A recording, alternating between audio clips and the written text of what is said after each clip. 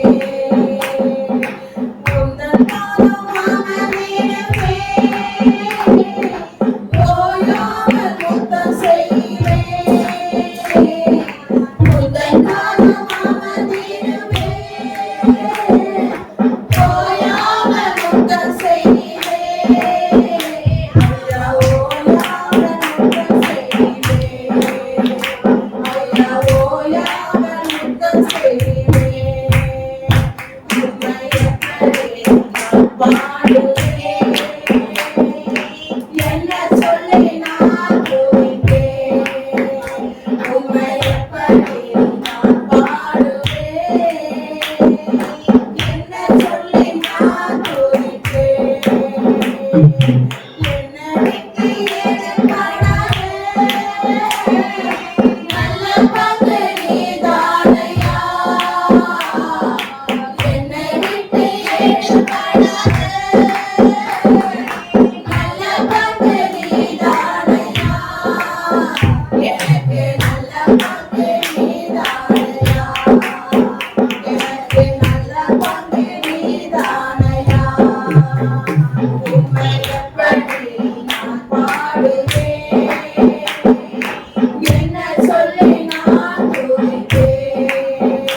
உம்மை எப்படி நான் பாடுவேன்.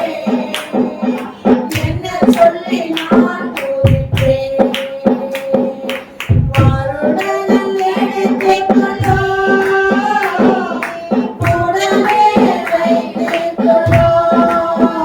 உன்னை வருகையில் எடுத்துக்கொள்ளோ. கூடவே வைத்துக்கொள்ளோ. என்னை கூடவே வைத்துக்கொள்ளோ. என்னை கூடவே வைத்துக்கொள்ளோ. உம்மை எப்படி நான் பாடுவேன்.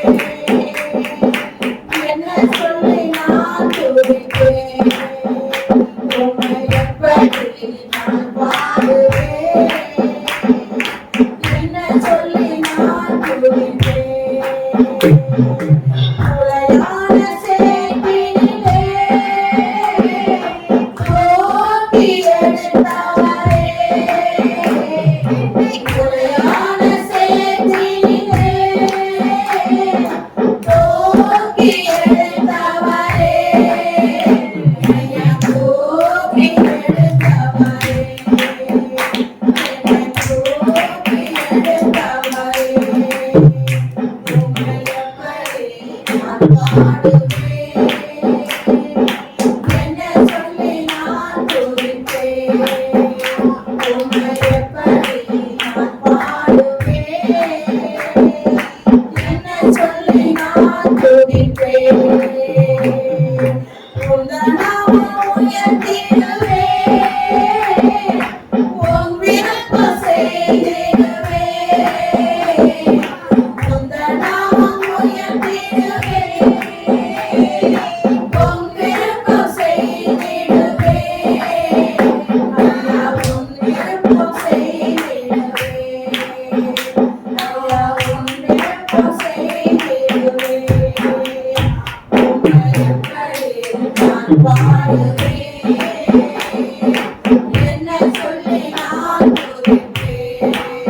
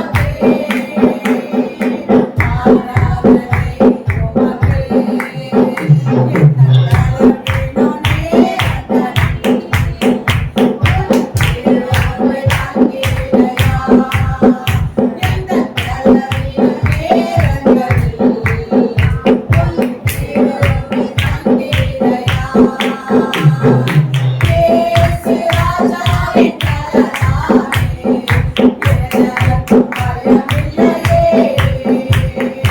இயேசு ராஜாவின் பலனாலே எனக்கும் பயமில்லையே.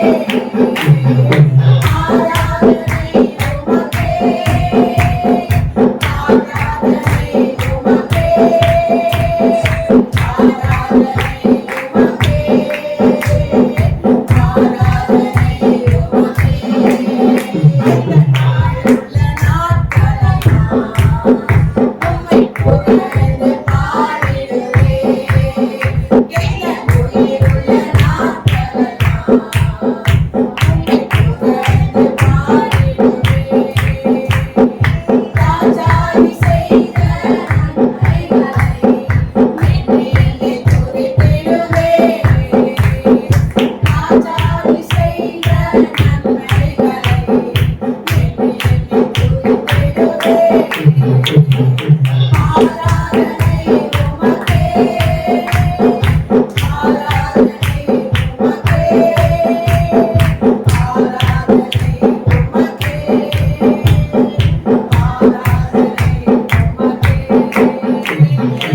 ஆராதனை உமக்கே, ஆராதனை உமக்கே, ஆராதனை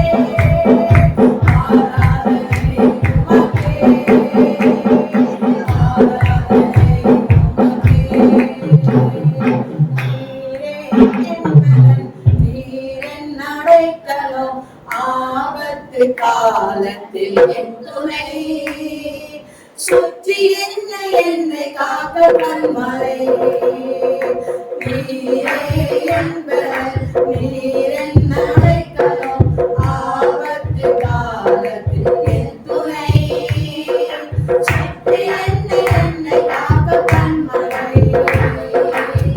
யாக்கோபு தேவனின் அடைக்கலம் யெகோவா தேவனே என்பர் யாக்கோபு தேவனின் அடைக்கலம் யெகோவா தேவனே என்பர்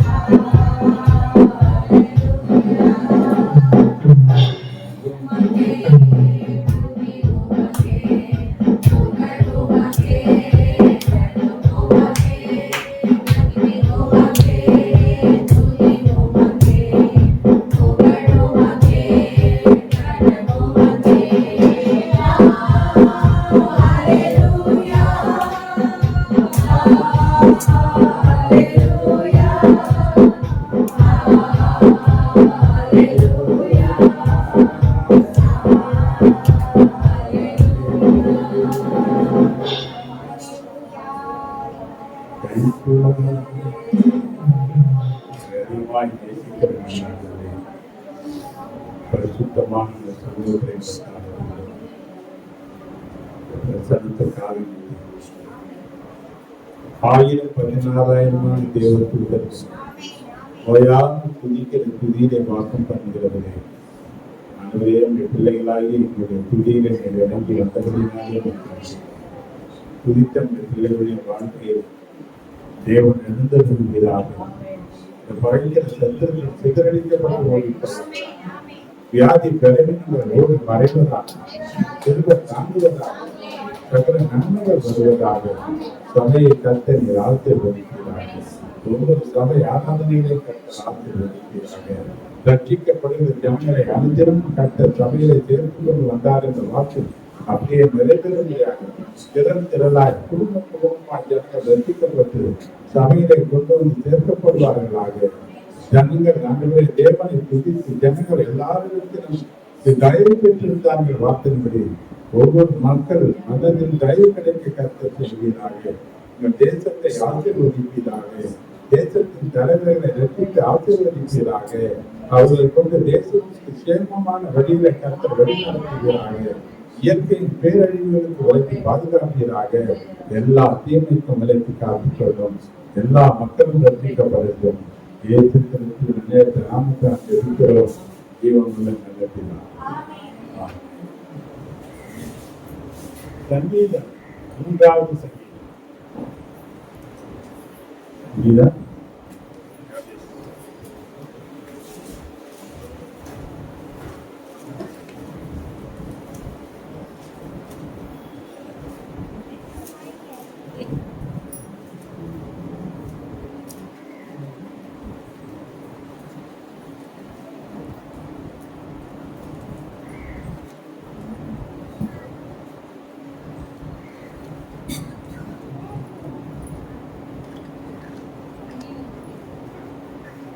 சங்கீதம் 3 கர்த்தாவே என் சத்துருக்கள் எவ்வளவாய் பெருகியிருக்கிறார்கள்,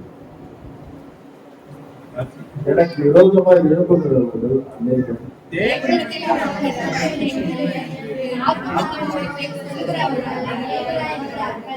ஆனாலும் கர்த்தாவே நீர் என் கேடகமும் என் மகிமையும் என் தலையை உயர்த்துகிறவருமா இருக்கிறது.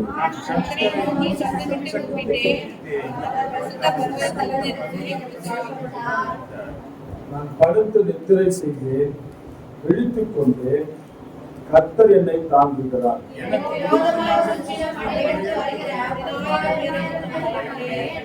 கர்த்தாவே எழுந்தருளும், என் தேவனே என் ரட்சியும்.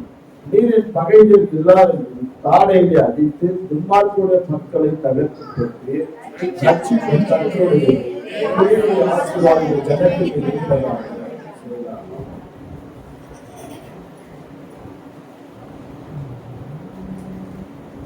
3, 4, 5 வசனங்களை நம்ம ரசிக்கிறோம். ஆனாலும் கர்த்தாவே நீர் என் கேடகமும் என் மகிமையும் என் தலையை உயர்த்துகிறவருமாய் இருக்கிறீர். நான் கர்த்தரை நோக்கி சத்தமிட்டு அவர் தமது பரிசுத்த பர்வதத்தில் எனக்கு தெரிவித்தார். நான் படுத்து நித்திரை செய்தேன், விழித்துக் கொண்டேன், கர்த்தர் என்னை தாங்குகிறார். உட்கார்.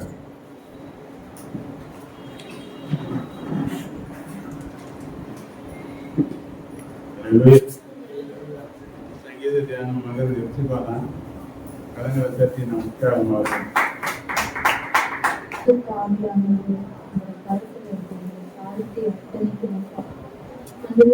நாமத்தை உயர்த்துகிறது மட்டுமே படுத்துவார்கள். நீங்க எங்களோடு பேசுங்க, எங்களை நாமத்தை மட்டுமே படுத்துங்க. இயேசுவின் நாமத்தினால வேண்டிக் கொள்வது நல்லது. அல்லேலூயா, அல்லேலூயா. இன்றைக்கு நம்ம தியானத்துல வசனம் சங்கீதம் 3:3. ஆனாலும் கர்த்தாவே நீர் என் கேடகமும் என் மகிமையும் என் தலையை உயர்த்துகிறவருமா இருக்கிறீர். அல்லேலூயா, அல்லேலூயா. ஆண்டவராகிய இயேசு கிறிஸ்து நம்முடைய தலையை உயர்த்துகிறவரா இருக்கிறார். அல்லேலூயா. இன்னைக்கு நான் எல்லா மத்தியிலும் தனி குடிந்து வாழ்கிறேன்னு ஆண்டவரே சொல்லி தேவனுக்கு ஒரு நீங்க புலம்பிக் கொண்டிருக்கிறீங்களானா தேவன் உன் தலையை உயர்த்துவார். என் உணவ ஜனங்கள் மத்தியிலே தலை குனிவு இருக்கிறதே, சமுதாயத்துல தலை குனிவு இருக்கிறதே, என்னுடைய குடும்ப வாழ்க்கையில தலை குனிவு இருக்கிறதே என்று சொல்லி ஆண்டவரிடத்துல புலம்பி அழுது கொண்டிருப்பீர்களானா தேவன் சொல்றார், அல்லேலூயா, தேவன் நிச்சயமாய் ஒரு தலையை என்ன பண்ணுவார், உயர்த்துவார். அல்லேலூயா, அல்லேலூயா. எங்கெல்லாம் தேவன் நம் தலையை உயர்த்துகிறார் என்பதை குறித்துதான் நம்ம தியானிக்க போகிறோம். முதலாவது, தேவன் நம்முடைய குடும்பத்தை தான் நம்முடைய தலையை உயர்த்துகிறார். அல்லேலூயா, அல்லேலூயா. இரண்டாவதா பாத்தீங்கன்னா தேவன் அப்படியே சத்துருக்கள் மத்தியில தேவன் என்ன பண்றாரு, தலையை உயர்த்துகிறவரா இருக்கிறார். மூன்றாவதா பாத்தீங்கன்னா வியாதியின் மத்தியில நம் பாடப்படுவோமானா நம்மை சுகமாக்கி நம் தலையை அவர் உயர்த்துகிறவரா இருக்கிறார். அல்லேலூயா. இந்த 3 காரியத்தை குறிச்சுதான் நம்ம தியானிக்க போகிறோம். முதலாவது பாத்தீங்கன்னா தேவன் நம்முடைய குடும்பத்தில் தான் நம்முடைய தலையை உயர்த்துகிறார். அண்ணனுடைய வாழ்க்கையை பார்த்து நமக்கு எல்லாருக்கும் தெரியும், அவங்களுக்கு என்ன இல்லை, ஒரு குழந்தை இல்லை. ஆனா வசனம் எழுதப்பட்டிருக்கு 1 சாமுவேல் 1:6 கர்த்தர் அவள் கற்பத்தை அடைத்தபடியினால் அவளுடைய சக்கலத்தை அவர்களை மிகவும் துக்கப்படுத்தும்படியாக அவர்களை மிகவும் விசனப்படுத்துவார். அடுத்த வசனத்துல அவர் கர்த்தருடைய ஆலயத்துக்கு போகும் சமயத்தில் அவன் வருஷந்தோறும் அந்த பிரகாரமாய் செய்வான். இவள் அவளை மனமடிவாக்குவார். அப்போது அவன் சாப்பிடாமல் அழுது கொண்டே இருப்பார். அண்ணாவுடைய வாழ்க்கையில அவங்க குடும்பத்துல ஒரு பிள்ளை இல்லைன்னு சொல்லி அவங்க என்ன பண்றாங்க, மனம் அடிவு உண்டாக்குகிறாங்க. அவங்கள ரொம்ப என்ன பண்றாங்க, துக்கப்படுத்தும்படியாவே அதிகமா பேசுறாங்க. அது நிமித்தம் அவங்க அழுது கொண்டே இருக்கிறாங்க.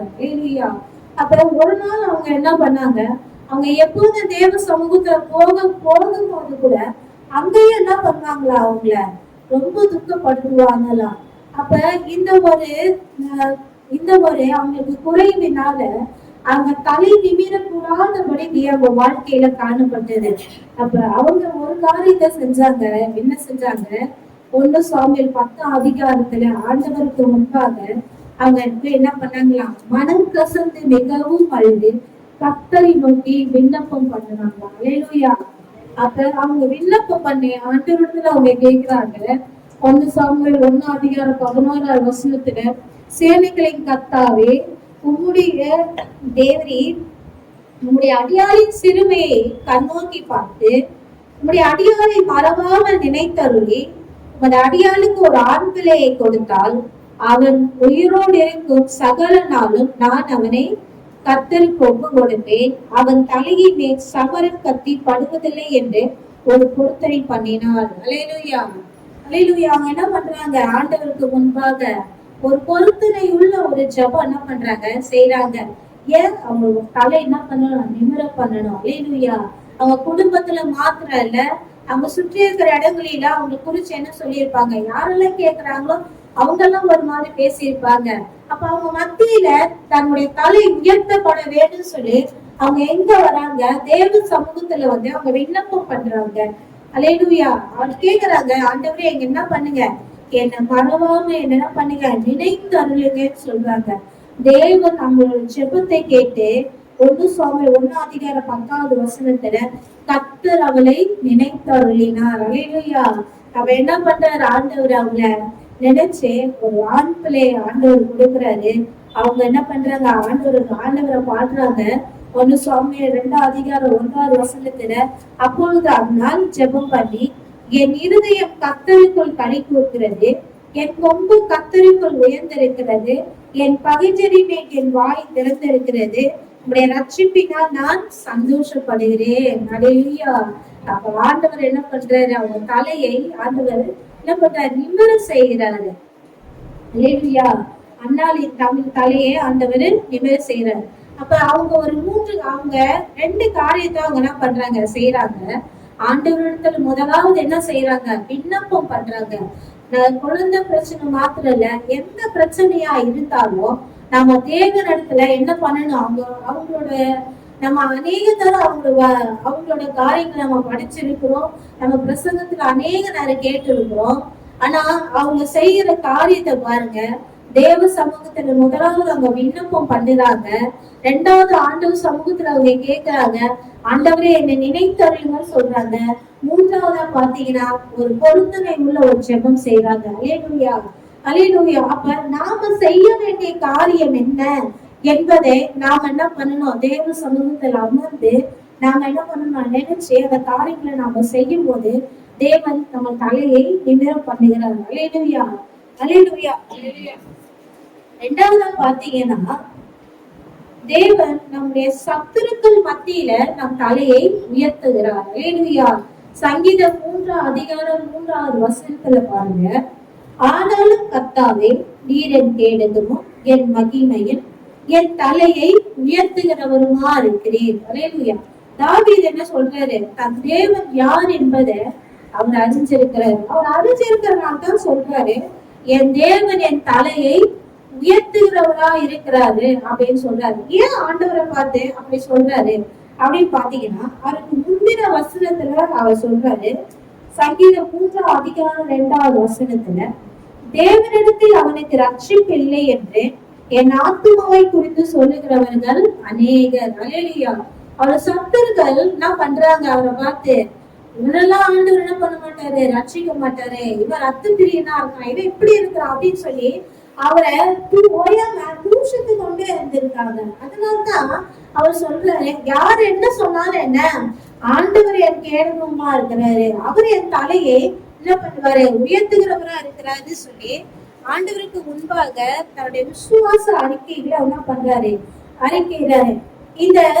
இந்த காரியங்களை அவர் எந்த ஒரு சூழ்நிலையில சொன்னாரு என்பதை குறிச்சு கொஞ்சம் நம்ம தியானிக்கலாம்.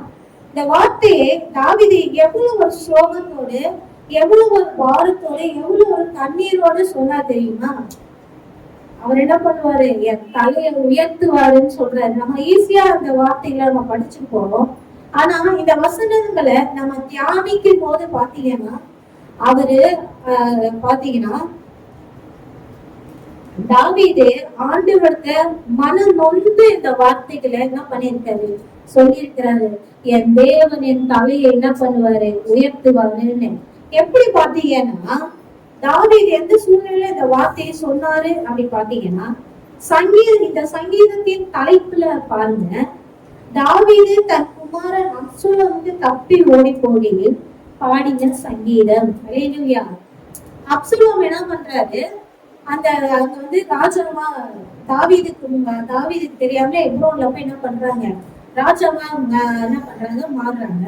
அத மாறும் போது அவங்க என்ன பண்றாரு, தாவீது அப்சலோமுக்கு தப்பி என்ன பண்றாரா, அவர் ஓடி போகும்போது எழுதப்பட்ட சங்கீதம் இது.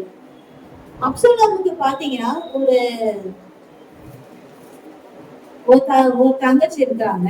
அவங்க எப்படிப்பட்ட, அவங்க வந்து அப்சலோமுக்கு ஒரு தங்கச்சி இருக்கிறாங்க. அதே நேரத்துல பாத்தீங்கன்னா வசனம் எழுதப்பட்டிருக்கு 2 சாமுவேல் 13 அதிகாரம் 1 வசனத்துல, தாவீதின் குமாரன் அப்சலோமுக்கு தாமார் என்னும் பேருள்ள ஒரு சகோதரன் உள்ள ஒரு சகோதரி இருந்தால் அவன் மேல் தாவீதின் குமாரன் அம்மோன் வந்து மோகம் கொண்டான். யாரு இந்த அப்சலோம் யாரு என்பதை நாம என்ன பண்ணணும், தெரிஞ்சுக்கணும்னுக்காக இந்த காரியம் நான் சொல்றேன்.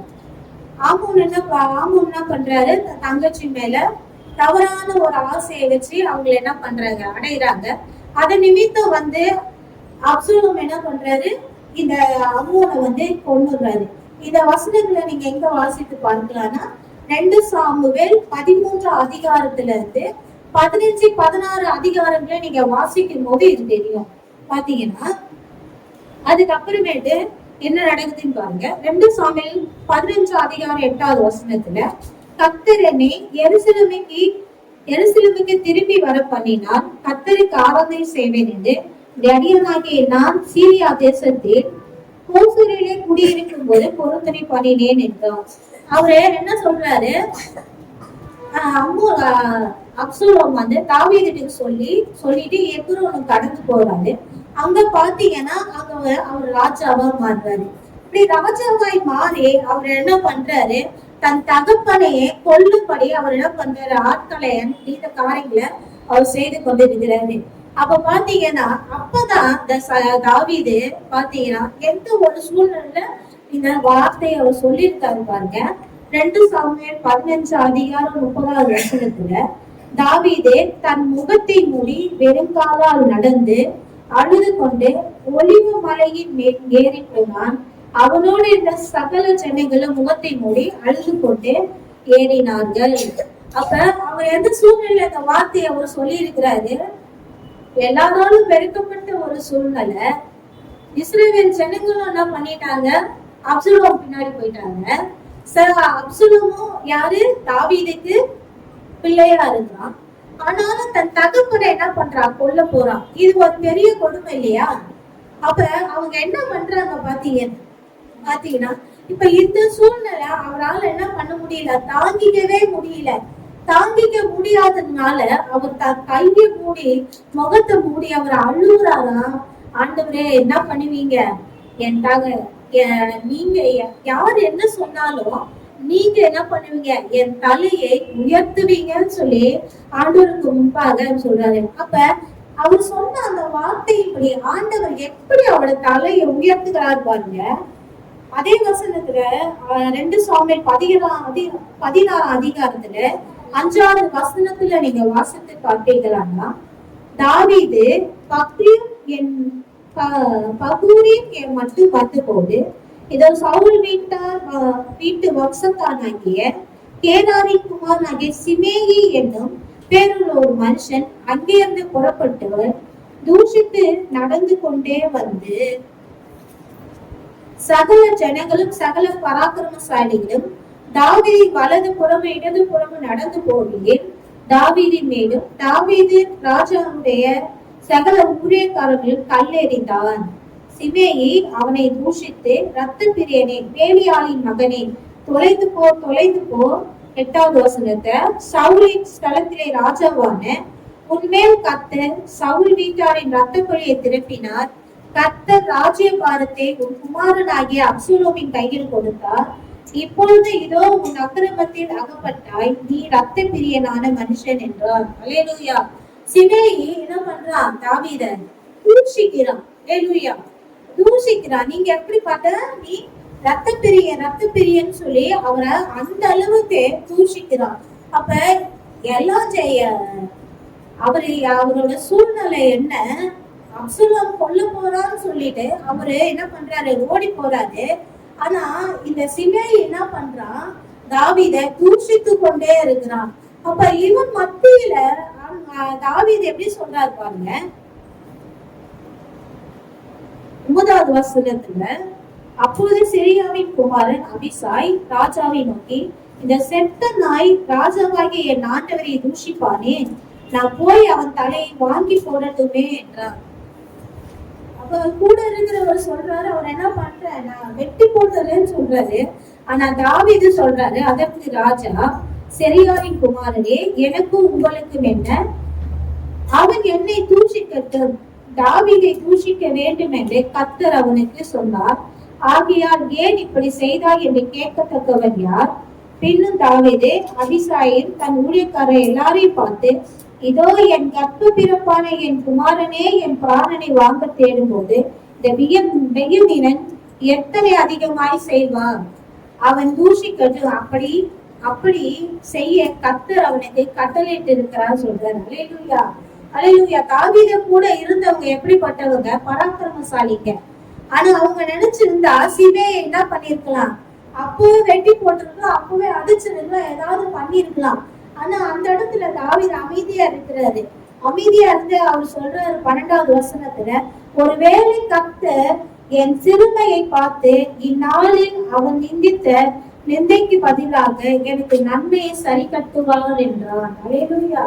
அப்ப தாவீது என்ன சொல்றாரு பாருங்க, என் சத்து என்ன பண்ணட்டும்? தூஷிக்கட்டும், எவ்வளவு வேணாலும் தூஷிக்கட்டும், எவ்வளவு தூஷித்தாலும் என்ன பண்ணுவாரு? ஆண்டவர் என் சிறுமையை நிச்சயமாய் பார்ப்பாருன்ற அந்த விசுவாசத்தோட அவர் என்ன பண்றாரு? அவ்வளவு கஷ்டத்தின் மத்தியில, அவ்வளவு ஒரு பாரத்தின் மத்தியிலோ என்ன பண்றாரு? தேவன் என் தலையை உயர்த்துவார் என்பதுல அவர் என்ன பண்றாரு? ஆணித்தரமா விசுவாசிச்சார்.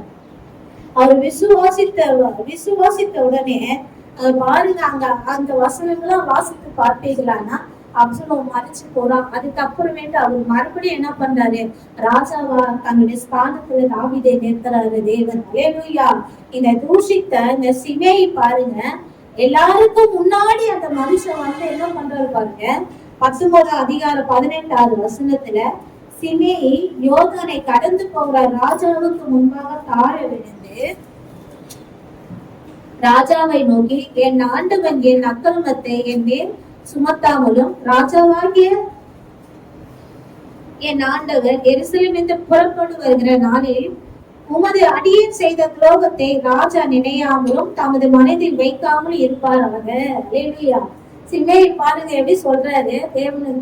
தாவீதுக்கு முன்பாக வந்து தேவன் அவனை சத்துருக்களை எல்லாத்தையும் சிதறடிச்ச பிறகு அவர் ஓடி வந்து தூஷித்த அந்த சிமேயி தாவீதை என்ன பண்றாரு? மறுபடியுமா என் தவறு என்ன பண்ணுங்க, மன்னிச்சிடுங்கன்னு சொல்லி மறுபடியும் வந்து விடுறாரு. அல்லேலூயா.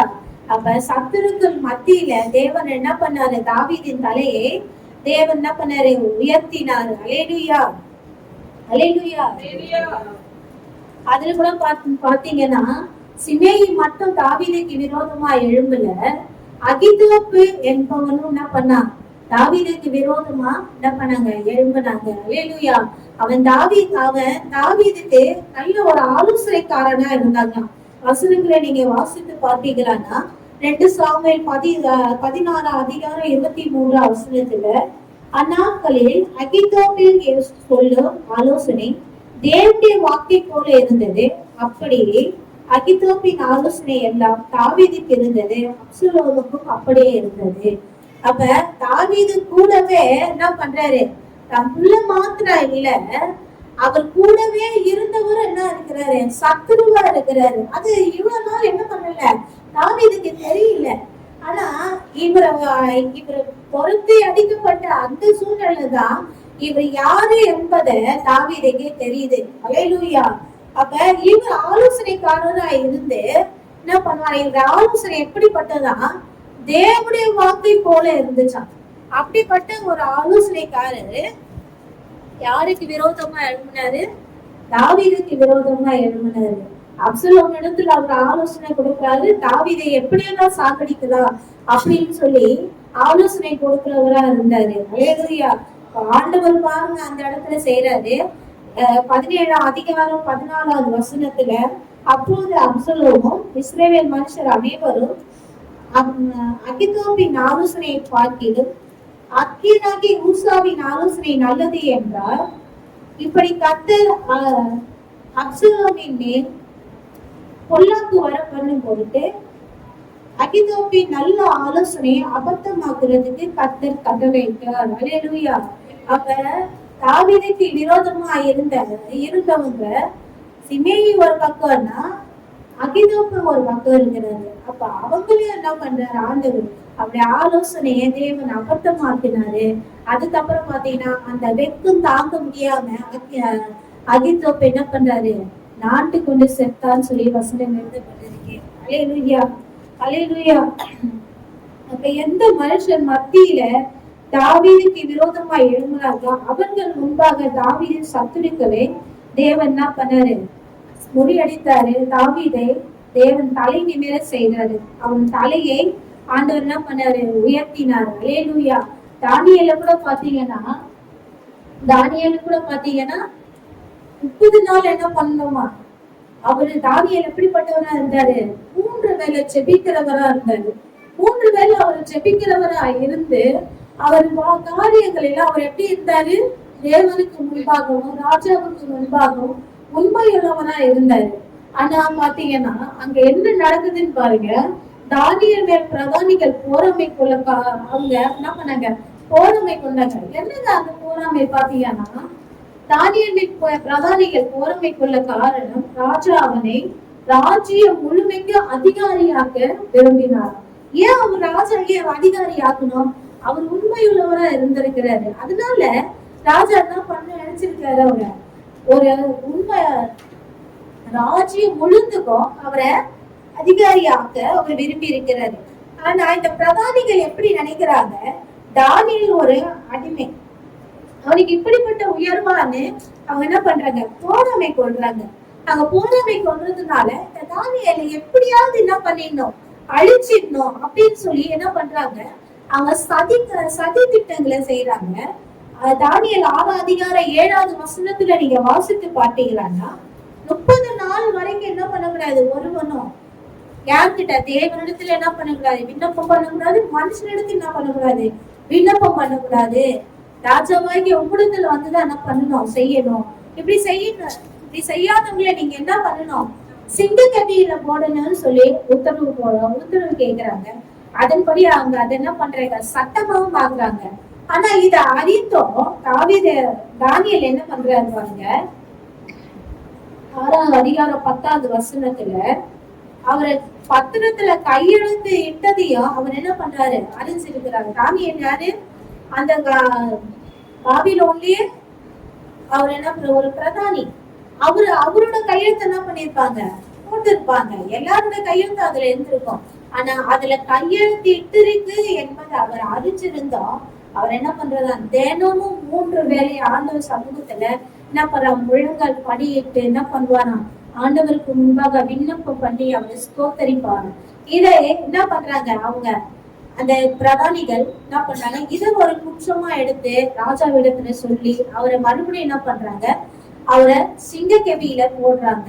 அப்ப சிங்கக்கவியில அவர் சத்துருக்கள் போடும்போது ராஜாவுக்கோ அவர் என்ன பண்ணணும், எப்படியாவது காப்பாற்றணும்னு சொல்லி எவ்வளவு முயற்சி எடுக்கிறாரு. அந்த நாள் முழுக்க வசனங்களை நீங்க வாசித்து பார்ப்பீங்களா, அந்த நாள் முழுதும் கலியூ ராஜா என்ன பண்றாரா, பிரயாசப்படுறாரா அவரை எப்படியாவது காப்பாத்திடணும் அப்படின்னு. ஆனா என்ன பண்ண முடியல, அவரால காப்பாற்ற முடியல.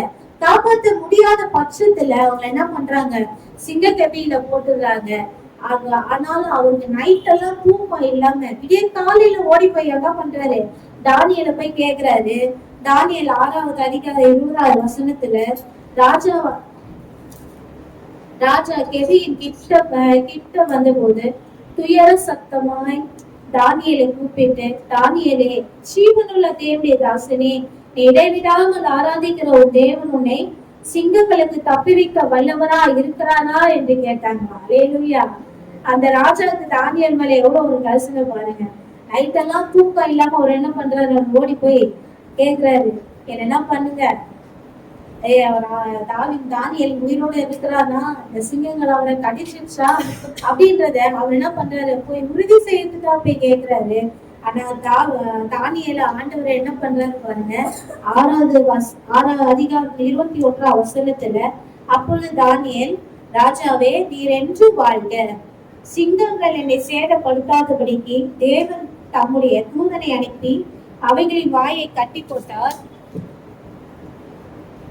போட்டாராம். சிங்கங்களோட வாய ஆண்டவர் என்ன பண்ணாரு, கட்டி போட்டு தானியேலின் தலை என்ன பண்ணாரு, ஆண்டவர் உயர்த்தினார். அல்லேலூயா, அல்லேலூயா. அதுக்கப்புறம் பாருங்க, தானியேலை யாரெல்லாம் குறை சொன்னாங்களோ, தானியேலை பத்தி யாரெல்லாம் கம்ப்ளைண்ட் பண்ணாங்களோ, தானியேலை அழிச்சுன்னு சொல்லி யாரெல்லாம் அவருக்கு விரோதமா எழும்பினாங்களோ, அவங்கள மனைவி, பிள்ளைகள், அவங்க சத்துருகள் எல்லாரையும் ராஜா என்ன பண்ணாரா, சிங்கக்கபியில போட்டு அப்பவே என்ன பண்ணாங்களா, முடிச்சுட்டாங்க. அல்லேலூயா. அப்ப ஆண்டவர் என்ன பண்றாரு, சத்துருக்கள் மத்தியில அவர் என்ன பண்றாரு, அந்த தலையை உயர்த்துகிறவரா இருக்கிறார். அல்லேலூயா. 3வதா பாத்தீங்கன்னா, வியாதியின் மத்தியில நம்மை சுகமாக்கி நம்ம தலையை அவர் என்ன பண்றாரு, நிமிர்ந்து நடக்க பண்ணுகிறவரா இருக்கிறார். அல்லேலூயா. லூக்கால 13வது அதிகாரம் 11ல இருந்து 13 வசனம் வரைக்கும் நீங்க வாசித்து பார்த்தீங்களான்னா, அப்பொழுது 18 வருஷமாய் பலவீனப்படுத்தும் ஆவியை கொண்ட ஒரு ஸ்திரீ அங்கே இருந்தால், அவள் எவ்வளவு பேரு நிமிரக்கூடாத கூலியா இருந்தார். அல்லேலூயா. 18 வருஷம் அல்லேலூயா நிமிர முடியாம அவங்க ஒரு கூலியா இருந்திருக்கிறாங்க. நம்மளால கொஞ்ச நேரம் குடிய முடியுமா? அவங்க 18 வருஷம் என்ன பண்ணிருக்காங்க, குனிஞ்ச ஒரு நிலையிலே இருந்திருக்கிறாங்க. பலவீனப்படுத்தக்கூடிய ஒரு ஆவி என்ன பண்ணிருக்கு, அவங்கள கட்டி வச்சிருக்கு. ஆனாலும் அவங்க எங்க வராங்க, தேவன் சமூகத்துலதான் அவங்க வந்து கொண்டிருந்தாங்க. அப்ப ஆண்டவர் என்ன பண்றாரு, அதை கண்டு 12வது வசனத்துல, இயேசு அவளை கண்டு தம்மிடத்தில் அழைத்து, ஸ்திரீயே, உன் பலவீனத்திலே விடுதலையாக்கப்பட்டாய் என்று சொல்லி அவள் மேல் தமது கையை வைத்தார். உடனே அவள் நிமிர்ந்து தேவனை மகிமைப்படுத்தினார். அல்லேலூயா. வியாதியின் மத்தியில அவர் என்ன பண்றாரு, பூரண சுகத்தை கொடுத்து தலை நிமிர்ந்து நடக்க பண்ணுகிறார். அல்லேலூயா. நம்ம தலை நிமிர்ந்து, அதனாலதான் தாவீது சொல்றாரு, என் தேவன் என்ன பண்ணுவாரு, என் தலையை உயர்த்துவார் சொல்லி. அப்ப நம்ம தலை நிமிர்ந்து நடக்க வேண்டும் என்பதை தேவன் விரும்புகிறார். அல்லேலூயா. அந்த சங்கீதத்தை கர்த்தராஜ்.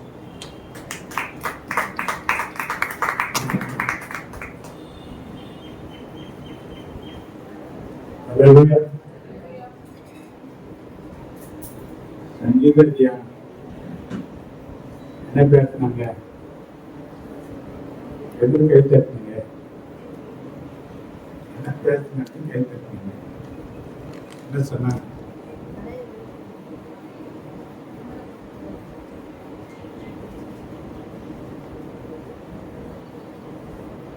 பேசுறீங்க, வேற பேசுறீங்க.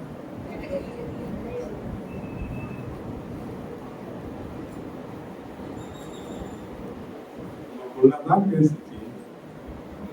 சொல்றதுக்கு என்ன சொன்னாங்க, 10 வருஷத்துக்கு முன்ன பேசுறதானே பேசுறீங்கல்ல, அன்னைக்கு அப்படி பேசினாவ, என்னை இப்படி சொன்னா, என்ன அங்க இவ்வளவு பேசினா, என்ன எப்படி எல்லாம் பேசினா, இப்ப பேசுறாங்க, என்ன பேசுனா சொல்லுங்க. தலைய யார் தலைய,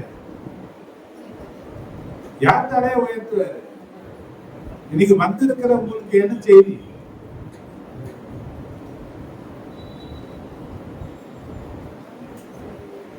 வசனம் தான் வல்லமை நிறைஞ்சது.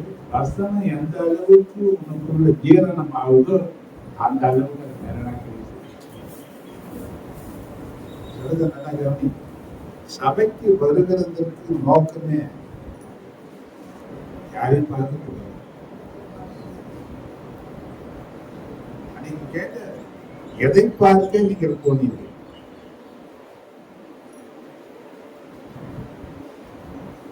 ஏன் போனீங்க? ஏன் வந்தீங்க சர்ச்சுக்கு? இன்னைக்கு என்ன பேசுறாங்க? வார்த்தை என்ன வருது? பேசுறது மனுஷர்களா இருந்தாலும் பேசப்படுறது தேவனுடைய வார்த்தை. நானே பேசிக்கிட்டா என்னமோ பேசுறது பார்த்துன்னு சொல்லுவீங்க. அதனால தான் உங்கள ஒருத்தர் பேசுறீங்க. இப்ப அவர் என்ன பேசுறாங்கன்றதை நீங்க சொல்லுங்க. என்ன கேட்டீங்க? 3 காரியத்தை அவங்க பேசினாங்க. முதல்ல உங்க குடும்பத்துல உங்க தலையை உயர்த்துவாரு. நிறைய பேர் தலை குனிகிற இடம் எங்க தெரியுமா? சொந்த குடும்பம் தான், சொந்த ஜனம் தான், சொந்த மனுஷர்கள் தான், சொந்த பந்தங்கள் தான் நம்மளை அவமானப்படுத்தி, நம்மளை கேவலப்படுத்தி, 4 பேருக்கு மத்தியில நம்ம நல்ல பெயரை நாற்றமடிக்க வச்சு, 4 பேர் மத்தியில நம்மளை வேதனைப்படுத்தக்கூடிய ஒரு பெரிய சத்துரு இருக்கிற இடம் என்ன பார்த்தீங்கன்னா குடும்பம் தான். அந்த குடும்பத்துல கர்த்தர் உன் தலையை உயர்த்துவான்னு சொன்னாங்க. சொன்னாங்களா இல்லையா? ஏன் கேட்கலையோ?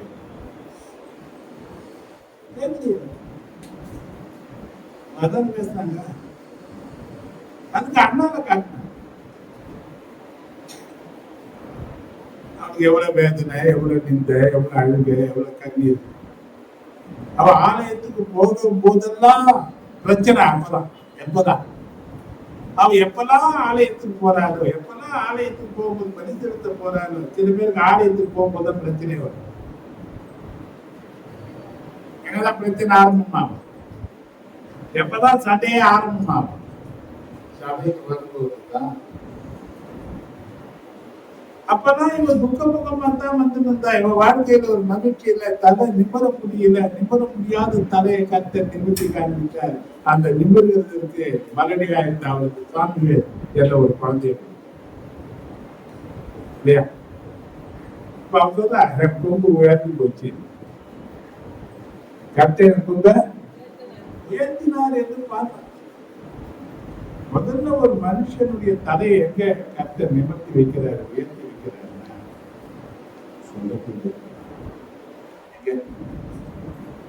நம்மளை குறித்து ரொம்ப கேவலமாகவும் மட்டமா பேசுற இடம் என்ன வெளியாளு கிடையாதுங்க. நம்மளை வேதனைப்படுத்தக்கூடிய இடம் எங்கன்னு நினைக்கிறீங்க நீங்க? நீங்க வெளியே என்ன பேசினாலும் அதுக்கு நம்ம எதிர்த்துருவோம். சொந்த குடும்பத்தை என்ன பண்ண முடியாது. இப்ப அங்கதான் அவங்க கோழைகளை போல எதிர்க்க முடியாதவர்களாக இன்னைக்கு அதனால மனம் சோர்ந்து போய் இன்னைக்கு அப்படியே குடித்து தன்னை நிமிர முடியாதவர்களாக மாறி போகிறார்கள். எந்த இடத்துல போனாலும் 4 பேர் இடத்துல ஏதாவது ஒரு அவதூற பண்ணி கட்டளைக்க உயர்த்த. ஒருவேளை உங்க குடும்பத்துல நீங்க வெட்கத்தோடு கூட இருப்பீர்களா? ஒருவேளை 4 பேருக்கு மத்தியில தலைமுடிஞ்சு இருக்கிறக்கூடிய நிலை உங்க குடும்பத்துல இருக்குமானா? உங்க சொந்த பந்தங்களுக்கும் தலை நிமிராமல் இருக்குமானா? சங்கீத தியானத்தில் சொன்னாரு, குடும்பத்தின் நடுவில் தலையை காக்க உயர்த்து. நன்றியோட ஸ்தோத்திரம். 2வது சொன்னாரு, சத்துருக்களின் மத்தியில நான் உனக்கு ஒரு பந்தியை ஏற்படுத்தி உன் தலையை என்னை நான் அபிஷேகம் உயர்த்து. யாருக்கு மத்தியில? எப்ப விழுவா என்று பார்க்கிறவங்க சத்துரு. நம்மளை எப்படி விடத்தள்ளணும், எப்படி நம்மளை வேதனைப்படுத்தணும், நம்மளை எப்படி மட்டம் தட்டணும், நம்மளை எப்படி அடிக்கணும் அவர்களுக்கு முன்னாக தலைமுடியை வைக்காம அவருக்கு முன்ன தலையை கடைபிடித்து உயர்த்தி அது பிரச்சனை எல்லாருமே வருது. தாவீது ராஜாவா இருந்தாலும் தேவனுடைய இருதயத்துக்கு ஏற்றவனா இருந்தாலும் அவருக்கு பிரச்சனை வந்து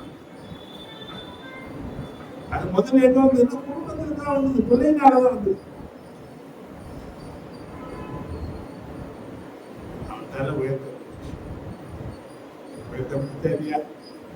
உயர்த்தினாரா இல்லையா?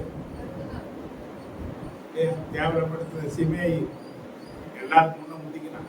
அவரை வரவேற்று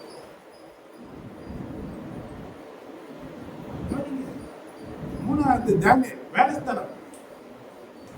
அவனை குற்றப்படுத்தி நீங்க நிறைய பேர் வேலையில பார்த்தீங்கன்னா குற்றப்படுத்தியே மேல வருவாங்க இருக்கிறாங்க.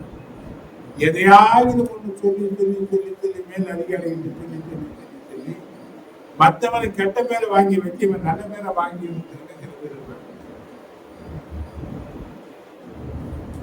நம்ம என்ன செய்தாலும் நல்லதெல்லாம் விட்டுடுவாங்க.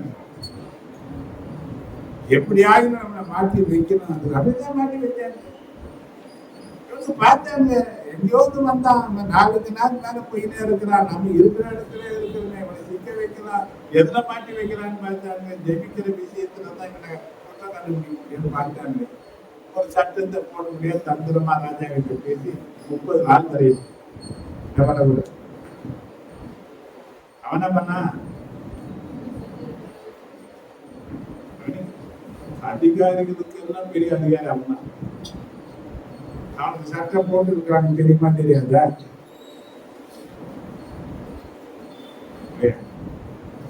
அங்க தெரியும் கட்டாயம் நம்மளை சிகிச்சை வீடு போடுவாங்கன்னு தெரியும். தெரிஞ்சவன் என்ன பண்ணா ஜெபித்தான். தலையே போனாலும் பரவாயில்ல, ஏன்னா அவன் ஜெபிச்சான். தலை போல தலை நிமிர வச்சான். தேவனுக்காக வைராக்கியமா இருந்த அவனுடைய தலையை நிமிர பண்ணது போல உன் வேலை தளத்தில் நீ கர்த்தருக்காக வைராக்கியம் உள்ளவர்களாக இருக்கிறாங்க. சத்துருக்கள் நடுவில் மாத்திரம் தலையை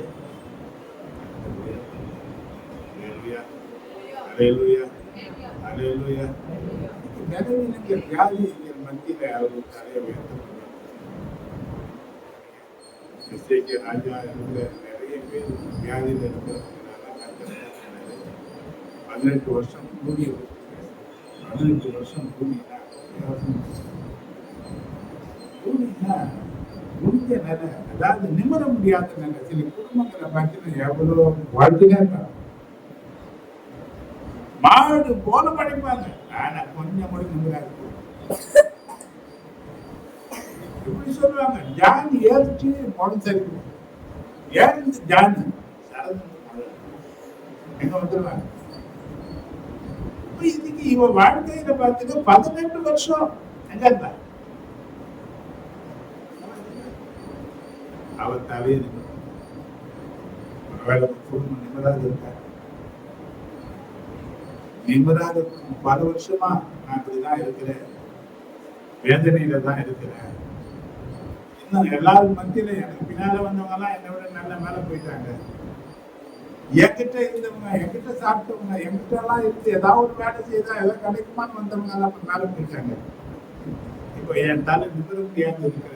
இந்த 18 வருஷம் பூஜ்யம் போன என் வாழ்க்கை இருக்குது என்ற வேதனையோடு கூட நீ இருப்பாயான உனக்கு தான் கட்ட பேசுகிறார். கதையை கட்ட நிச்சயமாகி வைக்கிறார். கையில் வைக்கிறார். அல்லேலூயா. இதுதான் சங்கீத தியானத்துக்கு எது சொல்லுங்க. அப்ப இன்னைக்கு தலையை உயர்த்துவேன் என்பதுதான் சங்கீத தியானத்துல கர்த்தர் உனக்கு வாக்கு கொடுத்தார். இந்த வாக்கு தத்தங்களை கர்த்தர் அப்படி ஆசீர்வதிக்கணும், மேன்மைப்படுத்தணும். இன்னைக்கு குடும்பம் பல நிலைகளில் வியாதிகளினாலே நம்ம வியாதி வந்தா இன்னைக்குதான் கவனிக்க தண்ணி மாதிரி செலவு இல்லையா?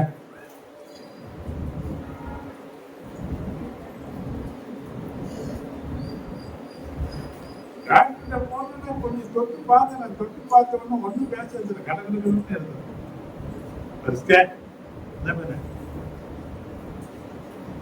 ஒரு பிளட் டெஸ்ட் அவன் எழுதுற டெஸ்ட் எல்லாமே அவனுக்கு கமிஷன்.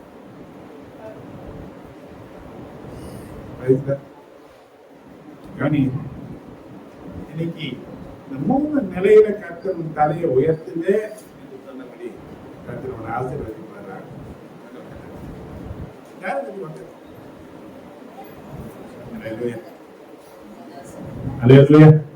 நன்றியோட நம்ம ஆண்டவரை ஸ்தோத்திரம் பண்ணோம். சாட்சியின் நேரம் கர்த்தர் உங்களுக்கு நன்மை செய்திருப்பாரான தேவனை மகிமைப்படுத்துவதற்கு ஒரு சின்ன சந்தர்ப்பம்.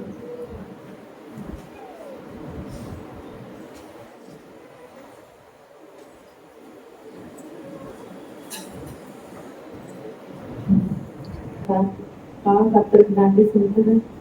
ஒரு வாரம் இந்த வாரம் இம்மானுக்கு ஒரே ஜுரம். ஒரு ஸ்கூல் போயிட்டு வந்த செவ்வாய்க்கிழமை அவனுக்கு பிறந்த நாள். நைட் பார்த்தா தூங்கும் போது செம்ம ஜுரம். ரொம்ப அதிகமா இரும்ப ஆரம்பிச்சுட்டாங்க. சளியா மூச்சு வேற விட முடியல அவனுக்கு.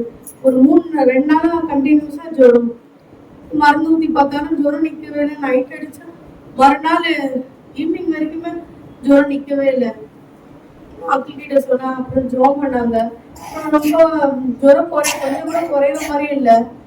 அப்புறம் ஹாஸ்பிட்டல் தான் ஈவினிங் போல போகணும். ஊசி போட்டாங்க. ஜோம் அவனே ஜோம் பண்ணான். நீ கேளுடா ஏசப்பா கிட்ட சொல்லு, ஜுரம் சரியா போயிடும். அவனே ஜோம் பண்ண ஆரம்பிக்கலாம். அவனுக்கு எதனா ஒண்ணு வேணும்னா அவனே ஜெபிக்க ஆரம்பிச்சிடறான். அவனே சொல்லி ஜோம் பண்ணா, நீ ஜோம் பண்ணா ஏசப்பா சரி. ஒரு நாள் காலைல வந்து சொன்ன, அம்மா ஏசப்பா சரியாக்கிட்டாம்மா, எனக்கு ஜுரமே இல்லை.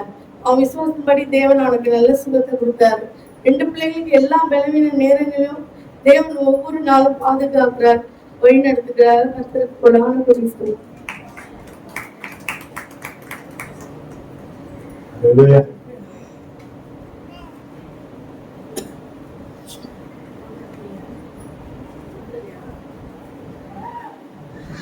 நாமத்துக்கு நல்ல உண்டாக கடந்த 8 மாதங்கள் வந்து சுவாமி நண்பனை போல பாதுகாத்து இந்த 9வது மாதத்தில் அவருடைய சமூகத்தை வைத்திருக்கிறாங்க. அதற்காக நான் நன்றி சொல்லிக்கிறேன். கடந்த மாதத்தின் வாக்குத்தின்படி அன்று சொன்னாங்க, உலகத்தில் இருக்கிற வழக்கினால் இழக்கப்பட வரைக்கும் அப்படின்னு சொல்லி இந்த வாக்குத்தின் பிரகாரம் கடந்த மாதங்களாக அநேக விதமான விளைவினங்கள் ஆனாலும் தற்போது நாமும் மகிமைப்படுவதாக என்னை வெளிப்படுத்துகிற கிறிஸ்துவ எல்லாவற்றையும் செய்யறதுக்கு பயன்படுத்தி கற்று ஒவ்வொரு நாளும் இந்த வெள்ளத்தினால் இடைக்கட்டி வந்தாங்க. அந்த வார்த்தையில கூட இந்த காதலர்கள் தனியாக ஆண்டோட கருத்தை ஒப்பு கொடுத்து ஜெபி செய்வது. ஆண்டவரே காதை எனக்கு நல்லா சுகப்படுத்துங்க. ஆண்டவரே மல்கூசு காது ஒட்டு வைத்தீங்களாப்பா, என் காது ஆண்டவரை எனக்கு நல்ல ஆரோக்கியம் சொல்லித்தாங்கன்னு சொல்லி அந்த ஆண்டவர்கிட்ட கேட்டுக்கொண்டே இருந்தேன் சார். பயங்கர விதமான கோல்டு, ஆனாலும் ஆண்டவர் தாமே நல்ல ஆரோக்கியம் சொல்லி இந்த நாளை கொடுத்துருந்தாங்க. பாஸ்டர் அங்கிள் கிட்ட வந்து ஜெபம் பண்ணிக்கிறேன், காதுல கை வச்சு போடுறேன். நாங்கள் மயக்கம் உள்ளாங்க கட்டத்தாங்க நல்ல ஆரோக்கிய சுகத்தை கழித்து கொடுத்து வந்தாங்க. அதுக்காக சொல்றது நீ மட்டும் என்னை நடத்தி வந்தாங்க. அதுக்காக என்னோட தேவை எல்லாவற்றும் தேவை சொல்லிட்டு எனக்கு போதுமானவரை தேவை கொடுத்துருந்தாங்க. அதுக்காக நானும் மயக்கம் உள்ளாங்க கட்டத்தாங்க சொல்லி சட்டாங்க.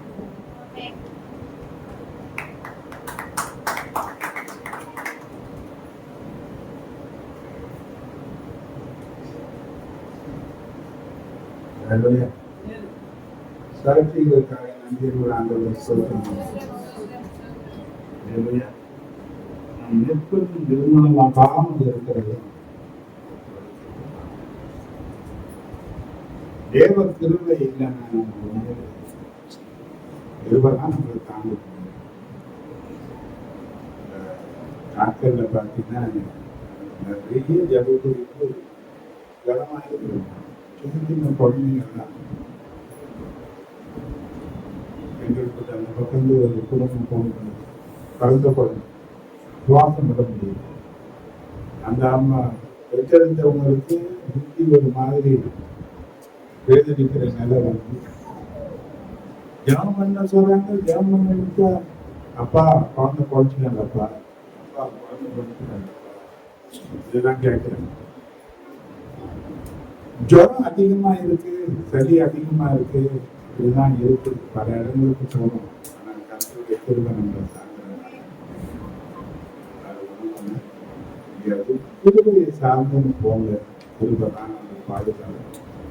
அந்த கிருபையை சபையில மேம்படுத்தணும்.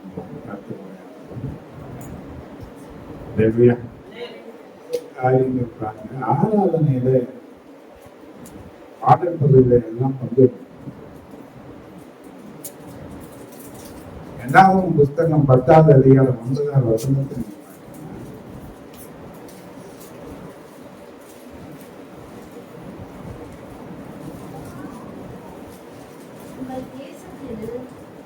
உங்கள் தேசத்தில்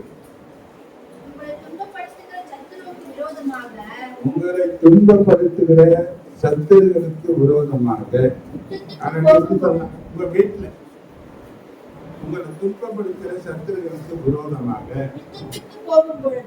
யுத்தத்திற்கு போகும்போது பூரிகைகளை பெருந்துணையாய் முழங்க கடவீர்கள். பெருந்துணியாய் முழங்க கடவீர்கள். அப்பொழுது அப்பொழுது உங்கள் தேவனாகிய கர்த்தருடைய சமூகத்திலே கவனிங்க, அதை அண்டர்லைன் பண்ணுங்க. உங்கள் தேவனாகிய கர்த்தருடைய சமூகத்திலே நீங்கள் நினைவு கூறப்பட்டு உங்கள் பகைஞருக்கு உங்கள் பகைஞருக்கு நீங்களாக்கி ரட்சிக்கப்படுவீர்கள். நீங்களாக்கி ரட்சிக்கப்படுவீர்கள். எப்ப ரட்சிக்கப்படுவீங்க? எது உனக்கு செத்துருது? நீ ஒண்ணு போனா ஒண்ணு குடுத்து. இந்த சத்துருக்கள் இவர்கள் விடுத்தப்பட வேண்டுமானால் நம்ம ஒரு யுத்த காலத்துல இருக்கிறோம் என்பதை முதல்ல தெரிஞ்சுக்கணும். பெரும் துணியாய் முழக்க கடவீர்கள் சொல்ற கர்த்தர் என்ன பண்ணணும்? முழு கருத்தோடு இல்லை, பாடி ஆராதிக்கும் போது சொல்லப்பட்டிருக்கு. அப்போ கர்த்தருடைய சமூகத்தில் நினைவு கூறப்படுகிறது. கர்த்தருடைய சமூகத்தில் நீங்கள் நினைவு கூறப்பட்டு உங்களுடைய பகைஞருக்கு நீங்கள் ஆக்கி நீங்கள் ரட்சிக்கப்படுவீர்கள். எப்படி விடுவிக்கிறேன்? இன்னொரு வசனத்தை நீ வாசி செய்கிற 149 6 9 வசனங்கள் நீ வாசி. ஜாதிகளிடத்தில் பழிவாங்கவும் ஜாதிகளிடத்தில் பழி வாங்கவும் ஜனங்களை தண்டிக்கவும் அவருடைய ராஜாக்களை சங்கிலிகளாலும் அவருடைய மேன்மக்களை இருப்பு இருப்பு விளக்குகளாலும் கட்டவும் எழுதப்பட்ட நியாயத்தீர்ப்பை எழுதப்பட்ட நியாய தீர்ப்பை அவர்கள் பேரில் செலுத்தவும் எழுதப்பட்ட நியாய தீர்ப்பை அவர்கள் மேல செலுத்தவும் அவர்கள் வாயில் கர்த்தரை உயர்த்தும் துதியும் அவர்கள் கையில் அவர் கையில் இருக்கிறமும் கருப்புல பட்டயமும் இருக்கும். கையில் என்ன இருக்கணும்? பட்டயம். வாயில் என்ன இருக்கணும்? சத்துருக்கு மேல நியாய தீர்ப்பை நீங்க செலுத்தலாம். எழுதப்பட்ட நியாய தீர்ப்பை யார் மேல செலுத்தலாம்? அப்ப சத்துருகளுக்கு நீங்கள் நியாயாதிபதிகளாக மாறலாம். தேவனை துதிக்கும் போது இன்னும் நியாயாதிபதிகள் நியாயாதிபதிகள் பார்த்தீங்கன்னா கிதியோனை குறித்து சொல்லப்பட்டிருக்கு. 300 பேர் தேவனை துதிக்கிறாங்க. யுத்தத்துல போய் தேவனை துதிக்கிறாங்க. ஒருவர் பட்டயத்தை ஒருவருக்கு விரோதமா ஒருவர் ஓக பண்ணிருந்தாங்க. சத்துருக்கள் தாங்களே வெற்றி சாகிற அளவுக்கு கர்த்தர் கிரியை துதியினுடைய வல்லமை மகா பெரியது. இன்னைக்கு பல பிரச்சனை, போராட்டம், நெருக்கம், வேலைத்தளத்துல, வீட்டுல, நம்ம எதிரில பல காரியங்கள் உங்களுக்கு வேதனையா இருக்குமானால் சபைக்கு வருகிறது நீங்க தான். ஒரு விடுதலையோடு கூட நான் கடந்து போகதான் சபைக்கு நான் வரேன். ஆனா சபையில வந்து என்ன பண்ணணும்? சில பேர் வர்றாங்க, வாயை திறந்து பாடவே மாட்டாங்க. 10 நீ வாசித்தீங்க.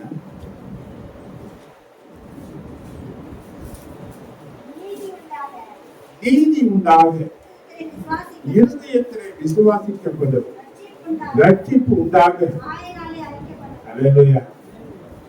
வாயினாலே அழிக்கப்படும். வேத வசனங்கள் தான் நிறைய பாடல்களாக இருக்கு. பாடல்கள்லாம் நிறைய என்னவா இருக்கு? வேத வசனத்தினாலதான் அந்த பாடல்கள் எழுதப்படுது. இது இருதயத்துல இருந்து அந்த பாடல்கள் வருமானா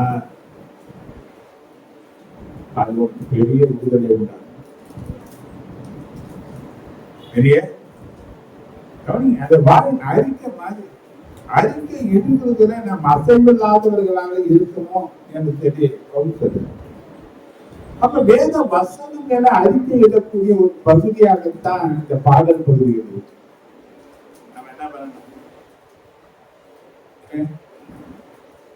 பாடுவோம், பாடுவோம், கர்த்தரை உயர்த்தி பாடுகிறோம். அவரும் நமக்கு மேன்மையான ஆசீர்வாதங்களை கொடுக்கணும்.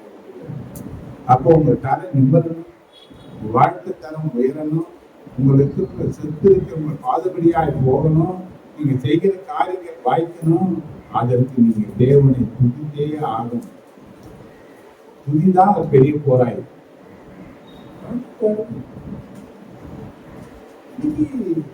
அதுக்கெல்லாம் கூட்டமா துதிக்கிறதுக்கு ஜனங்கள் இருக்கிறாங்க. ஆனா நெய் தேவனை துதிக்கிறதுக்கு உங்களையும் என்ன கற்க தெரிஞ்சு உன்னை ரட்சிக்கிறதுக்கு காரணமே அதுதான் இல்லையா? யாத்திராங்க ஏற்று வந்து என்ன சொல்றது?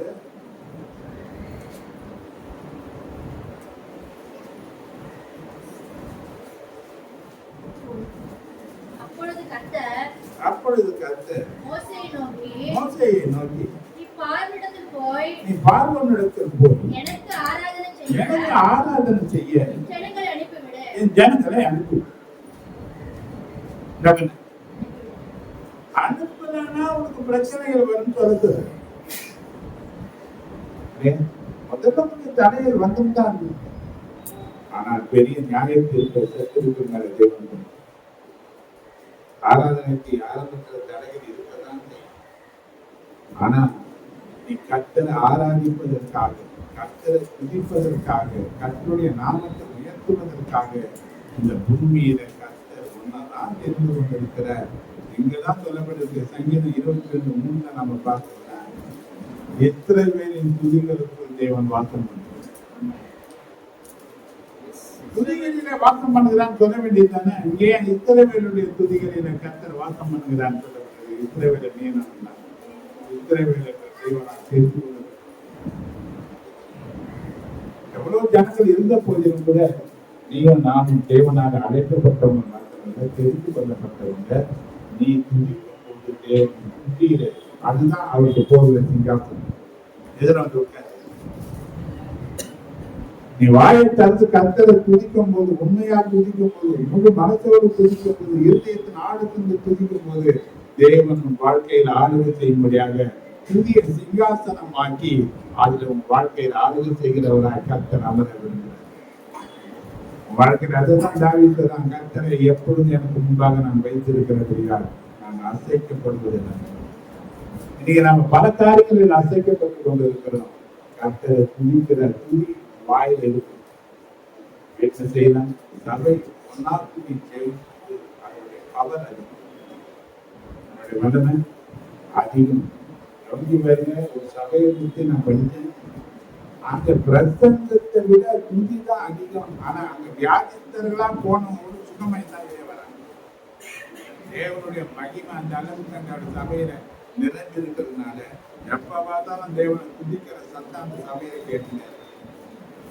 துதிக்கிற ஜனங்களுக்கு தாங்க ஜனங்களிடத்துல தயவு கிடைக்க செய்வார். பண்ணுங்க, நானும் பார்க்கிறேன். ஒரு வாரம் தவறல, 4 வாரம் வந்தாலும் 5 வாரம் வந்தாலும் என்ன பண்றீங்க? நல்லதுதான் சொல்றேன். உங்க பிரச்சனை தீரணும், உங்களுக்கு சத்தங்கள் நீங்கணும். அதுக்கு நீங்க எக்காலங்களை ஊதக்கூடியவர்களாக மாறித்தான் ஆகணும். பெருந்தோனியா என்ன பண்ணணுமா? தேவனை பாடும்போது, உயர்த்தி பாடும்போது தொண்டை, கை, உடம்பெல்லாம் வலிக்கும். இன்னைக்கு வலிக்காம பஜனை பாடல் பாடுற மாதிரி பாருங்க. பலி என்று சொன்னால் பலி இருக்கணும். தேவனை துதிக்கிற ஆராதனையில் உனக்கு என்ன பண்ணிருக்கணும்? சரிதான், துதிக்கணும். அந்த அளவுக்கு துதிக்குமானால் அது பலி. அதை தேவன் அங்கீகரிக்கக்கூடியவராக இருக்கும். தேவனை உற்சாகப்படுத்தணும், பேசணும், உயர்த்தணும். நீ அவரை உயர்த்தும் போது நீயும் உயர்த்தணும். எத்தனை எந்த அளவுக்கு உயர்த்துறாயோ அந்த அளவுக்கு நீ உயர்த்தி கொண்டே. இதை மனசுல வச்சீங்க. நான் சொல்றேன், இந்த காதல் வாங்கி இந்த காதலை விட்டுடாதீங்க. அந்த நாட்கள் நான் சொல்லினே வரேன். சில பிரச்சனைகள் வரும். நான் முதல்ல சொல்லும் போது என் பேச்சுக்கு கொஞ்சம் தயவு செய்ய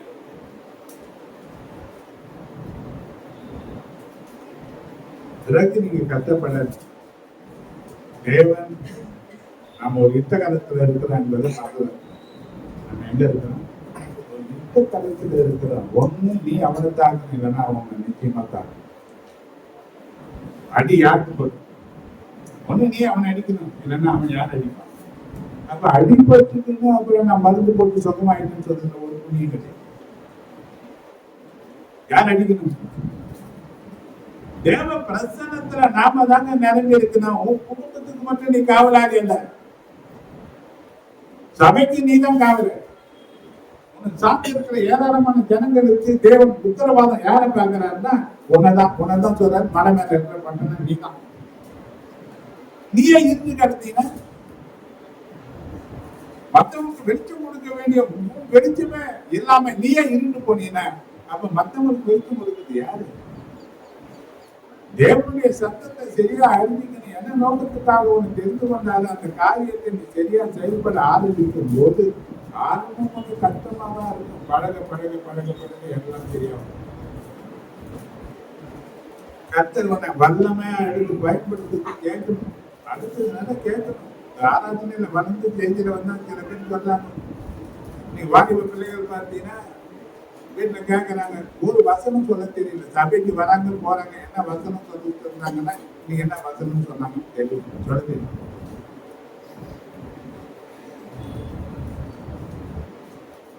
வாலிபர்கள் சொல்றாரு, என்ன சொல்றாரு? 1 யோவான் 2:16 வாசி, 15-16 வாசி. உலகத்திலும் 15. உலகத்திலும் உலகத்தில் உள்ளவர்களிலும் உலகத்தில் உள்ளவர்களிலும் அன்பு கூறாதிருங்கள். ஒருவன் உலகத்தில் அன்பு கூர்ந்தால் அவனிடத்தில் பிதாவின் அன்பு இல்லை. ஏனெனில் மாம்சத்தின் இச்சையும் கண்களின் இச்சையும் ஜீவனத்தின் பெருமையுமாகிய உலகத்தில் உள்ளவர்கள் எல்லாம் பிதாவில் உண்டானவர்கள் அல்ல. 14 வாசி. பிதாக்களே, ஆதி முதல் இருக்கிற நீங்க அறிந்திருக்கிறதால் உங்களுக்கு எழுதியிருக்கிறேன். வாலிபரே, வாலிபரே, நீங்கள் பலவான்களா இருக்கிறதாலும் வாலிபர் யார்? பலவான்களா இருக்கிறதாலும் பலவான்கள். நம்ம வாலிபர்கள் பலவீனமானவங்களா இருக்கிறார். ஒரு வசனத்தை, ஒரு பட்டயத்தை, ஒரு கத்திய சத்துருக்கு முன்பாக சொய்த்து தெரியாதவர்களாக இருக்கிறார். பலவான்களா இருக்கிறதுனால தேவ வசனம் உங்களில் நிலைத்திருக்கிறதுனால யாருக்கு கிடைக்கணுமா? யார் பலவான்களா? யார் வாலிபர்களா? எந்த பிள்ளைகளிடத்துல தேவ வசனத்துல நிலைத்திருக்கிறார்களோ வேதம் அவர்களை தான் வாலிபர். அது 100 வயசு ஆனாலும் வாலிபர் தான். நீங்க யாரு? அப்ப இவங்க என்ன பண்ணணும்னா சத்துருக்களோடு கூட யுத்தம் பண்ணக்கூடியவர்களாக மாற வேண்டும் சொன்னார். வசனத்துல தேறினவர்களாக மாற வேண்டும். அல்லேலூயா. இந்த காரியத்துல பாருங்க, உங்க வீட்டுல கேட்டாங்கன்னா என்ன சொன்னாங்கன்னு சொல்றதுக்கு கவனிங்க. இன்னைக்கு கவனத்தை வேற பக்கம் வச்சுட்டு என்ன சொல்லி கொடுத்தாங்கன்னு கேட்டாங்கன்னா ஒண்ணுமே தெரியாத அளவுக்கு இருந்தீங்கன்னா அது உங்களை மட்டும் வெட்கப்படுத்தல, நீ என்னையும் சேர்த்து வெட்கப்படுத்துறீங்க. நாங்க என் முழு மனசோடு நான் போதிக்கிறோம். எல்லா நிலையிலும் வளரணும் என்பதற்கு தான் நான் போதிக்கிறேன். இதுல நிலையில அந்த பாடல வாயை திறந்து பாருங்க. இருதயத்துல விசுவாசிக்கிறது வாயில அறிக்கை பண்ணும்போது அது உண்டாகும் சொல்ற வார்த்தையின்படியே பாடல் பகுதியெல்லாம் சும்மா தான் வைக்கிறது. ஏதோ பொழுது பகுதி இல்லை. இது உன் வாழ்க்கையில என்ன பார்க்கலையோ அது உன் வாழ்க்கையில நிறைவேறுகிற ஒரு பகுதியா இருக்கு. இதை நாம விசுவாசிக்கணும். விசுவாசித்து அதை நாம் என்ன பண்ணணும்னா கையாள பழகணும். அப்போ உன் வாழ்க்கையில பெரிய மாற்றங்களை கத்த நிச்சயமா உங்களுக்கு தருவது கற்றுக்க ஆசைப்படுறேன். இப்போ ஒரு முக்கியமான நேரம் குறித்து வாங்கி கொடுத்திருக்கிறாங்க. ராஜேஸ்வரி குடும்பத்தார் பிரதிஷ்டை பண்ண போறாங்க. அனுபவத்துல பிரதிஷ்டை பண்ண 5 பேர் கூட இல்லை. இன்னும் வர வேண்டிய ஜனங்கள் இல்லை. இனிமேல் வருவாங்களான்னு தெரியும். என்ன பண்ண போறோம்?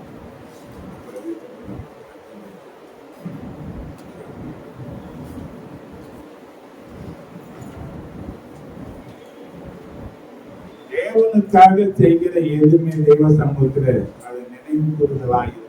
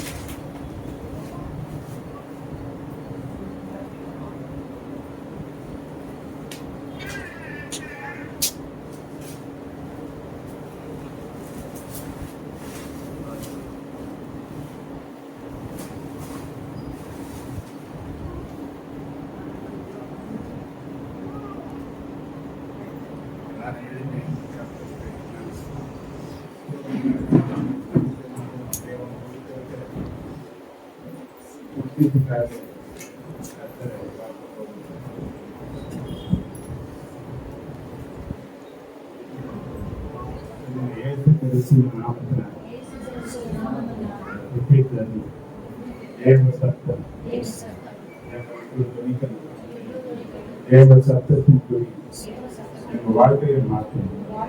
இருந்து பிரபுடைய தேவ பிரச்சனை அநேக பிரச்சனைகளை நீக்கும்.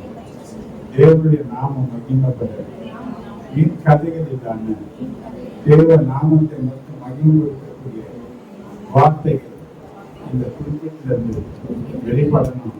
வீணான வார்த்தைகள் ஒன்று வராதபடி பிரயோஜனமுள்ள வார்த்தைகளாக நீ தருவதாக தேவ வஸ்திரத்தினாக நிரம்பின வார்த்தைகள் இங்க இருந்து நிக்கிறவங்க இதா குமாரன் பரிசுத்த ஆவியானுடைய நாமத்தினால தேவ சேனை சபை வல்லமை ஊழியர்களுக்கு கொடுத்த இந்த குறிப்பிட்ட நாங்கள் பிரதிஷ்ட பண்ணுகிறோம். இந்த பிரதிஷ்ட தேவனுடைய பிரச்சனை எப்பொழுதும் இருக்கட்டும். இங்கு நிற்கிறவர்களுக்கு ஒரு தேவ பயம் உண்டாயிருக்கட்டும். தேவ வார்த்தையை வல்லமையோடு அற்புத அடையாளங்களோடு கூட அதுவே அநேக அற்புத அதிசயங்களோடு கூட வார்த்தைகள் தேவ சமூகத்தில் வெளிப்பட இதை நாங்கள் செவித்து ஆசீர்வதிக்கிறோம். இதை வாங்கி கொடுத்த குடும்பத்தை கட்டாத நாங்கள் நினைவு கூறுகிறோம். ஆண்டவரே அந்த தூத்துக்கு அதிபதியை சொல்லும்போது ஆண்டவரே ஒரு ஆலயத்தை கட்டி கொடுத்தவர் என்று சொல்லும்போது நீர் அந்த வீட்டுக்குள் வந்து அவனுடைய வேலைக்காரத்தை சுத்தமாக்கினது போல இவங்க குடும்பத்தில் ஒரு அற்புதங்களை செய்து இவங்களையும் எல்லா நிலையும் வாழ வைத்து நீங்க கணப்படுத்த முடியாது சொல்லிக்கிறேன். கர்த்தருடைய சமூகத்தை நினைவு கூறப்படுவதாக எல்லா மகிமையும் உண்டாக இருக்கட்டும். ஏற்று நாமத்தை செழிக்கிற இவங்களுடைய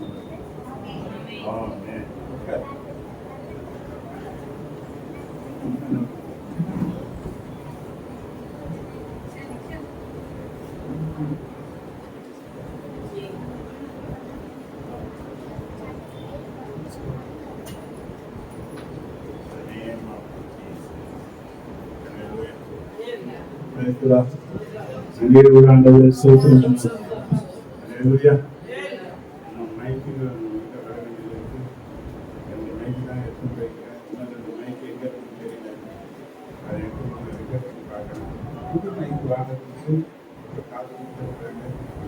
அது கம்மியா இருக்குன்னா மேல காசு நம்ம வாங்கிக்கலாம்.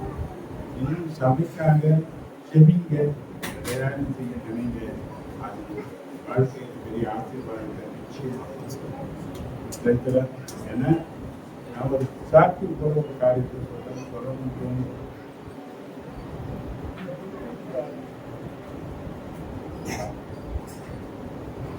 2004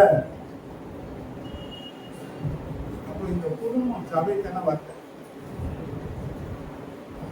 கந்தசாமி சாம்பல் கந்தசாமி அப்போ அவங்க திருக்கட்டையில இருந்தப்போ நமக்கு பழக்கமா இருந்த காலகட்டத்தில் அவர் தான் அதை செய்து கொடுத்தார். அவர் தான் குறிப்பிட்ட செய்து கொடுத்தாரு. அப்படி இருந்தவங்க ரிப்பேர் பண்ற கூட பண்ணித்தரேன். நான் நடுவில் அது அப்படியே போயிட்டு ரிப்பேர் பண்ண முடியல. இவங்களோட டச் விட்டு போச்சு. 12 வருஷத்துக்கு கழிச்சு மீண்டுமாக அவங்க சந்திக்க இந்த சபையில மீண்டுமாக வந்து சேருகிறது கவனிச்சு பாருங்க. இவங்க நடுவில் இல்லை, ஆனா இவங்களால செய்து கொடுக்கப்பட்ட இன்னைக்கு வந்து தேவசனத்துல அலையில தேவனுக்காக செய்கிற எல்லாமே தேவசனத்துல நிற்கும். அது தேவனுக்கு நினைவுகளாக இருக்கும். ஒருவேளை நம்ம கர்மாக்கலாம் தவறலாம், ஆனா கருத்தை கைவிடாத வைக்கும் அதை காப்பாது. இதை உங்களுக்கு அறிவிக்கிறேன். நீங்க கருத்துக்காக செய்கிற இல்லைன்னா சில பேர் சேர்ந்து கூட செய்து நம்ம பேசணும், ஏதாவது செய்யணும், மேல வரணும், எனக்கு ஆசை தான். இதே போல பேடு கீபோர்டு இதெல்லாம் செய்து வச்சுக்கணும். இந்த பசங்களை கீபோர்டுக்காக இது பண்ணி என்ன பண்ணிட்டாங்க, கொண்டு வந்து வாசிக்கிறாங்க. ரொம்ப சந்தோஷம். தேவனுடைய நாமம் மகிமைப்படும், தேவனை உயர்த்தணும், அவரை ஆராதிக்கிறதுல நம்ம மனப்பூர்வமா நம்ம செய்யணும். அதனால சகலத்தையும் கர்த்தர் ஆசீர்வாதமா தரணும். நாம் இதுக்காக செயல்படுவோம். கர்த்தர் நம்மை ஆசீர்வதிப்பாராக. அல்லேலூயா. அல்லேலூயா. புதன்கிழமை பார்த்துட்டு இருக்கு. வருகிற ஞாயிற்றுக்கிழமை தான் அமாவாசை ஜெபம் சாயங்காலம். முன்னே நான் சொல்றேன், இதுக்காக ஜெபம் பண்ணுங்க. கர்த்தர் உங்களை அதிகமாக ஆசீர்வதிப்பார். கர்த்தருடைய வார்த்தைக்குள்ளாக நம்ம போகிறோம். அல்லேலூயா. முதல் பிரசங்கமா பிரசங்கத்தை கர்த்தர் செய்ய எனக்கும் பெரும் செல்வதாக திருப்பதாங்க பிரசங்கள் ஆசீர்வதிக்கிறேன். நமக்கு இந்த வாக்குத்தத்தத்தை நம்ம பார்க்கிறோம். 1 யோவான்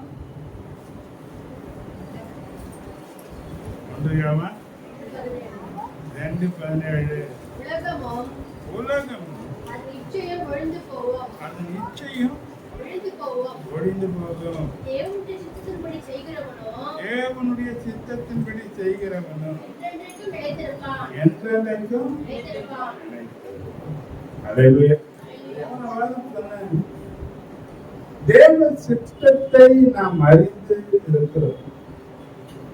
பிரச்சனை என்னன்னா அதன்படி செய்யாமல் போவதுதான் இன்னைக்கு பிரச்சனையா இருக்கு. என்ன பிரச்சனையா இருக்கு?